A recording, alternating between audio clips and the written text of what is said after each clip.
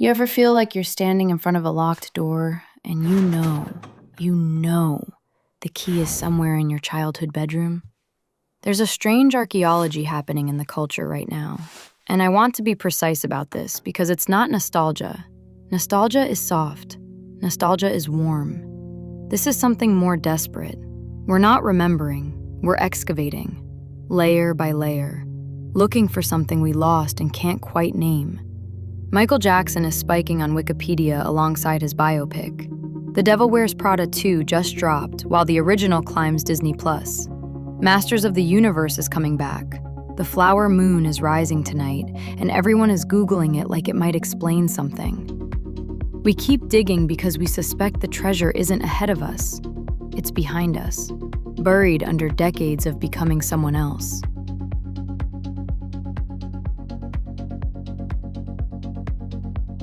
Here's what's interesting about the signals this week.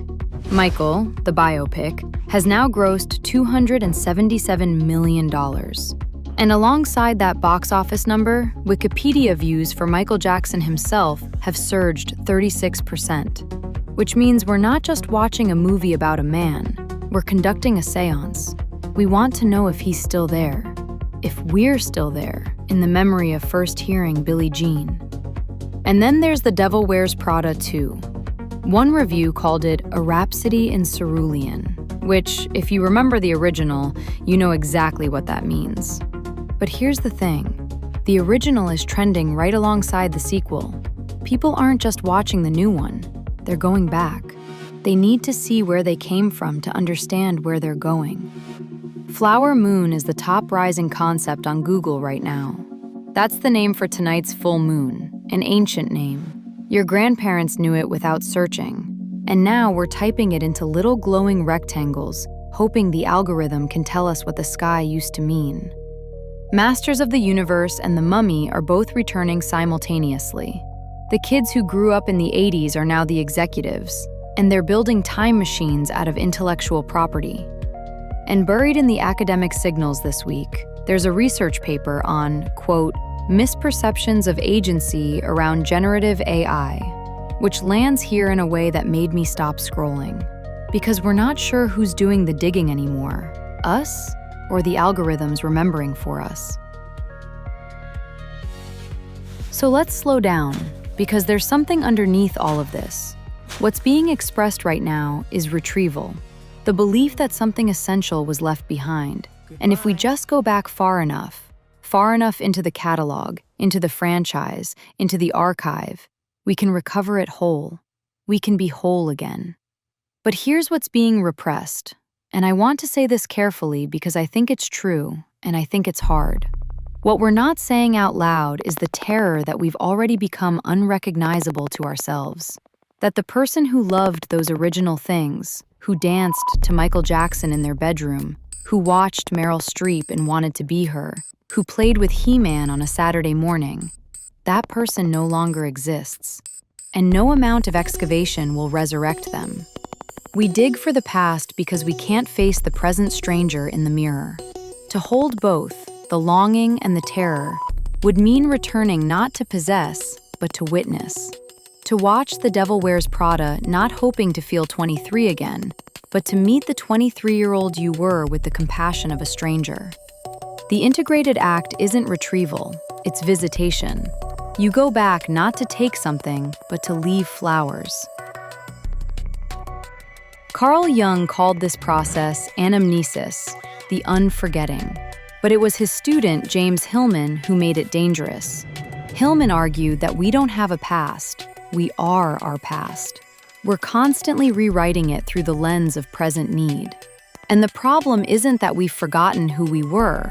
The problem is that we keep remembering wrong. We edit the archive to serve today's anxieties.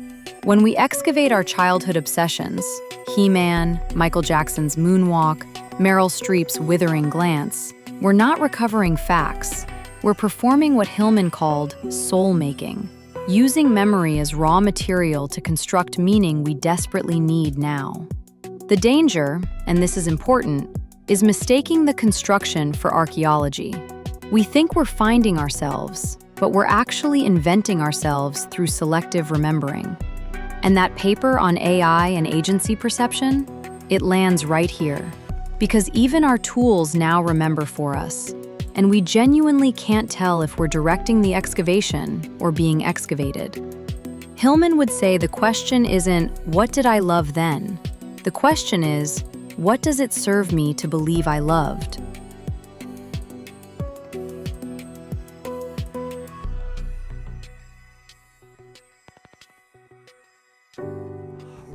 I want to end with a scene. Ratatouille, 2007, directed by Brad Bird. There's a moment near the end.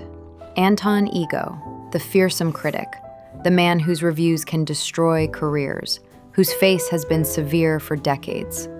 He takes one bite of Ratatouille. And Pixar does something extraordinary.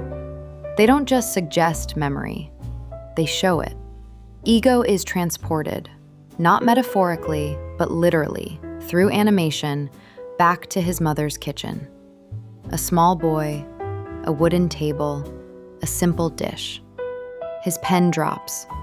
His face, hardened by years of judgment, becomes a child's face. But here's the turn. Here's what makes it art. Ego doesn't try to stay in the memory. He doesn't demand the dish again and again, chasing the high, trying to possess what he felt. Instead, he writes a review that's really a confession. Not everyone can become a great artist, he writes, but a great artist can come from anywhere. He lets the past inform the present without colonizing it. He was looking for something to judge and found something that judged him, gently, completely. That's what the flower moon is asking us tonight. Not to dig up the bones, but to let them speak, and then to set down the shovel. Stay curious, read widely, make something real. This has been the Zeitgeist Whisperer.